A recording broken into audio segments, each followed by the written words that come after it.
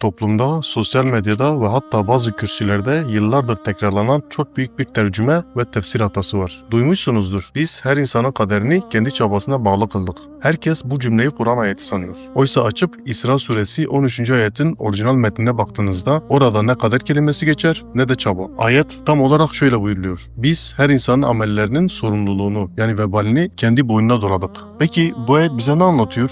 Bizim doğu kültürümüzde çok güzel, çok köklü bir deyim vardır. Birisi bir haksızlık yaptığında veya bir vebal aldığında şöyle deriz. Senin olsun, senin boynuna bıraktım ya da vebali senin boynuna. İşte Kur'an tam olarak bu dili kullanır. Arap toplumunda insanlar başlarına bir kötülük geldiğinde suçu uğursuz kuşlara, kadere ya da başkalarına atarlardı. Yüce Allah bu ayette o sığınakları başlarına yıktı. Kişinin uğuru ya da uğursuzluğu da kendi yapıp ettikleridir. Mahşer günü kimse suçunu kadere, şeytana veya başkasına atamayacak. Herkes işlediği günahın, yaptığı haksızlığın vebalini bizzat kendi boynunda taşıyacak. Bu ayet bir kişisel gelişim mottosu değildir. Bu ayet insanın kaçamayacağı o devasa bireysel sorumluluk fermanıdır. İnsanlık tarihi boyunca kendi hatalarının, ahlaksızlıklarının ve seçimlerinin faturasını kadere kesmeyi sevdi. Ne yapayım, kaderim böyleymiş diyerek sıyrılmaya çalıştı. Oysa kader bahane değil, tercihlerinin ve amellerinin yükü doğrudan senin boynundadır.